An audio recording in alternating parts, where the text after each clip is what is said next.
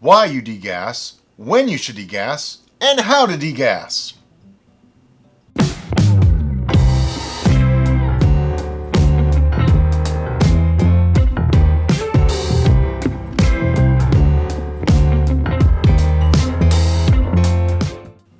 Hi, I'm Brian. I'm Derica, and as you've probably gathered by now, today Gassed?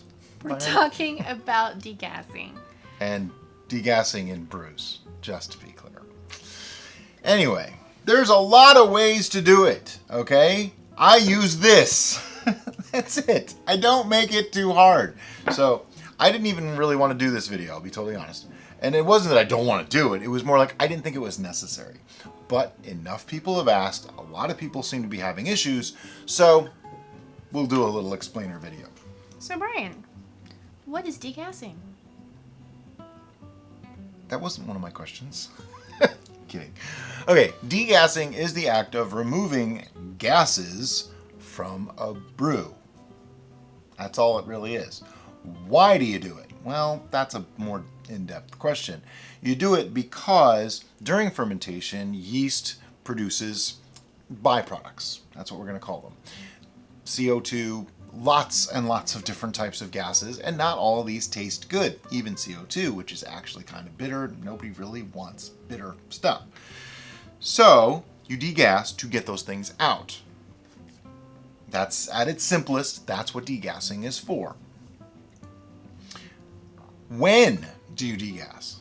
This is where things start to get tricky, because you can degas every day, 3 to 5 times a day during a brew while it's fermenting if you really want to. I don't really recommend it, but some people do it that way.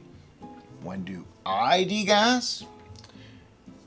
I start the fermentation, then when I rack it, which means when it's done, not a couple days in, not 4 hours in, I wait till fermentation is done. Don't laugh, people have done it and asked the questions and wondered why things went wrong. So when it's done, and what I mean by done is you take a reading, you wait a week, you take another reading. If that didn't change, your fermentation is now complete. Primary fermentation is over. Then I rack, which means to remove the liquid from this vessel and put it into another vessel, leaving behind the lees or trub, depending on what you're making. That's racked. Now at that point, I'll degas, okay? Even if it's gonna go back into a bottle. I don't always fully degas. I stir it up pretty good, try to get most of the gas out. I like to leave a little bit in on purpose, especially for secondary fermentation, because it gives that little bit of blanket of protection against oxygenation. That's when I degas. Then, if I'm going to bottle that, I degas again before I bottle. So I might only degas twice. Some people like to degas while fermentation is happening because, well, here's the truth. Yeast really nobody likes to swim in their own waste. So because the gases are a byproduct of fermentation and a waste product for the yeast, too much of them actually harms their fermentation, starts making them make more off flavors, weird things happen. Not good. One of the reasons why we don't degas during fermentation, besides the tedium of constantly babysitting your brew, Because I'm lazy. is that you could potentially add oxygen into your brew, and once things have started working, you don't want to oxygenate your brew. Let me elaborate on that just a little bit more. What she means is, in the very beginning of any fermentation, you want to add oxygen to your must. The colony needs oxygen to build up, to reproduce. So you want to have this good, strong colony that then goes to work converting all of your sugars into alcohol and CO2. Now that's only during the first phase of fermentation, which may only take a day, 2 days, 3 days tops. Once alcohol is present, acetobacters, which are the things that make vinegar, they consume alcohol and oxygen. So if you deprive them of oxygen, they don't really activate. But once the alcohol starts getting made, if you then introduce oxygen to the must, you have a chance of activating acetobacters, which will take your alcohol right from a wine to a vinegar. Maybe you want that to happen. Maybe you don't. If you don't, then don't oxygenate your must anymore after like the first day.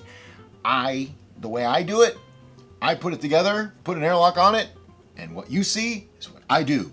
That's it. It sits under my desk, sits in a closet. I don't touch it. I don't swirl it. I don't play with it. I don't even test them off camera. I want you guys to see everything that we do. But back to degassing. How do you degas? We've done it in multitudes of videos like this one. So, I'm going to degas it. All I'm doing is just giving it a gentle stirring, not getting too hard with it, and I can hear the gas coming out. You can probably hear it now.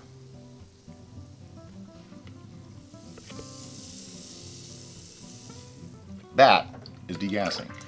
So the reason we degas, a lot of people ask this all the time, is to get rid of all the gases that are in there. You don't necessarily want it to be carbonated, and this is old stuff. It's been in there for like 7 weeks, causing weird flavors and that footy taste and smell. Not a good thing.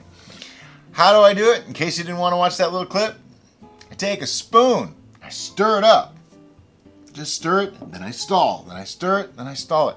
Just get some of that foam out of there. Sometimes there's more, sometimes there's less. There's another option for degassing. This is the one that requires the most patience. Time.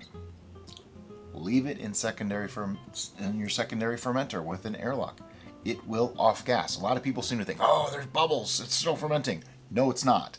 That is probably off gassing happening naturally. It happens naturally. It could take a few weeks to a few months. That's why I say it requires the most patience, but it's just as effective. It does the exact same thing. You want to degas before you bottle because you could have exploding bottles or corks popping out, stuff like that, if you don't. It's not always fermentation hasn't completed. It could be you didn't degas first. Isn't there the fancy vacuum thing? Oh yeah, you can use vacuum pumps and all kinds of crazy stuff to degas if you really want to. I'm frugal, as people have said. I say cheap, they say frugal. I don't buy specialized equipment to do any of that stuff, and I feel that with having a channel like we have, it's our responsibility to try to not do it that way. I don't want to make people think you have to go and spend thousands of dollars to be able to brew at home.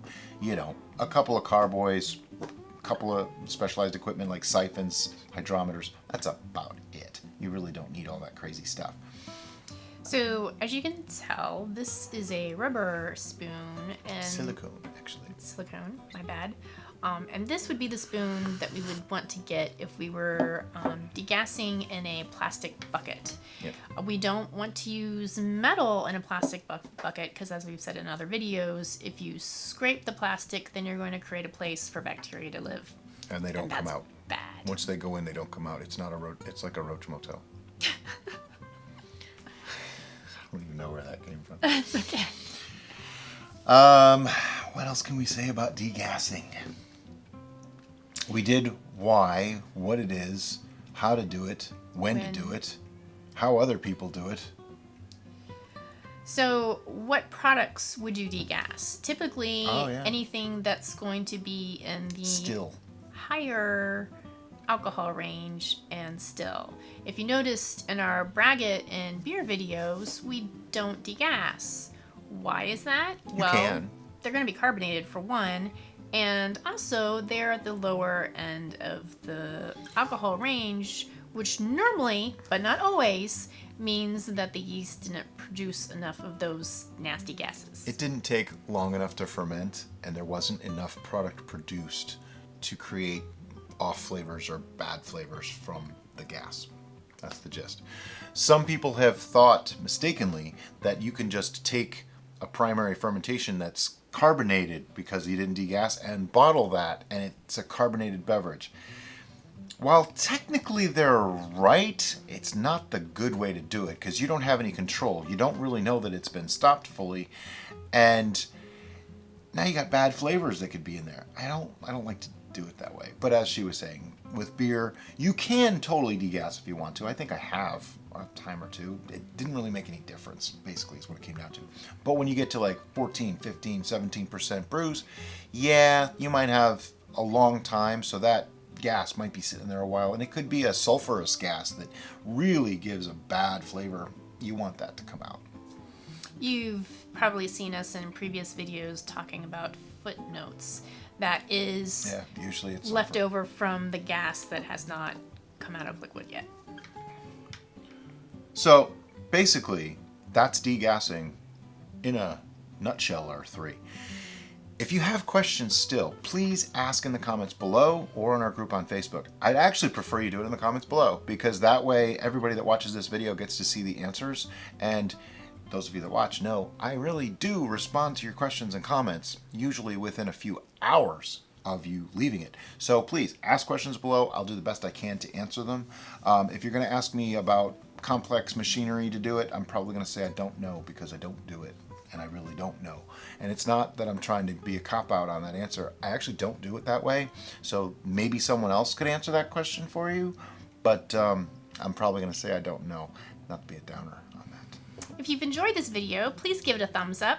If you haven't already subscribed, hit the subscribe button. And don't forget to hit the bell icon so you'll be notified when we have something new to share. Thanks, guys. Have a great day. Bye-bye.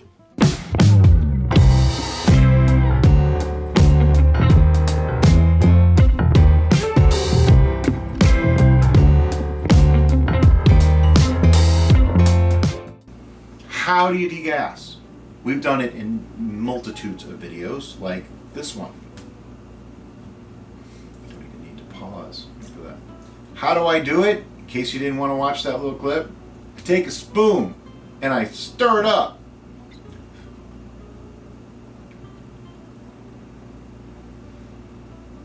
How do I do it? In case you didn't want to watch that little clip. How do I do it? Put it back down. How do I do it? In case you didn't want to watch that little clip, I take a spoon, I stir it up.